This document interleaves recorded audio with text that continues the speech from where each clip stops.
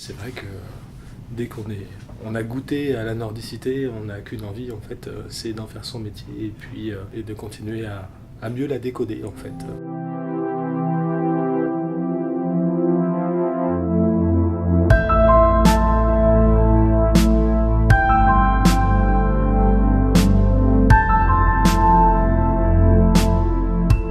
Il se développe un genre de schizophrénie, si on veut, chez les scientifiques. C'est-à-dire que, d'une part, on est absolument fasciné par le phénomène climatique qui est en train de se produire et toutes les ramifications scientifiques sur les écosystèmes, etc., sur la vie des gens.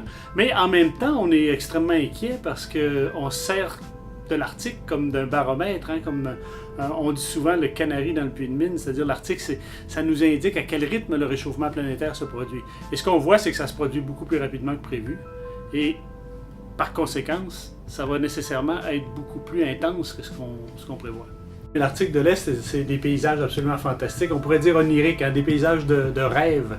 C'est-à-dire que ce sont des zones tout à fait désertiques, il n'y a pratiquement pas de végétation. C'est addictif.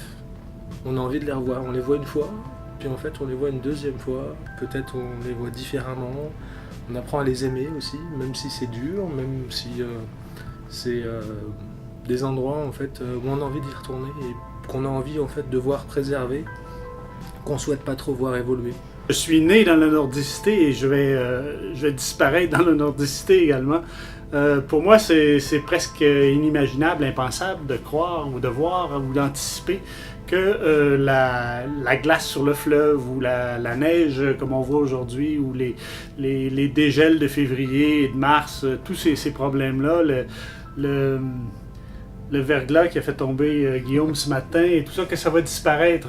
Donc non, moi ça va continuer. Je pense pas que le caractère nordique de la ville va jamais disparaître. Samedi, ce qui serait intéressant, c'est un peu d'oublier tous les aspects scientifiques, oublier les nuages noirs qui s'accumulent à l'horizon en ce qui concerne le changement climatique, la transformation de l'Arctique et tout ça, voir plutôt les aspects positifs de tout ça, et surtout amener les gens dans l'exploration de l'Arctique au jour le jour, découvrir avec nous le confort, la sécurité qui règne sur l'Amundsen. Donc, c'est un peu ça qu'on va essayer de faire partager aux gens samedi soir.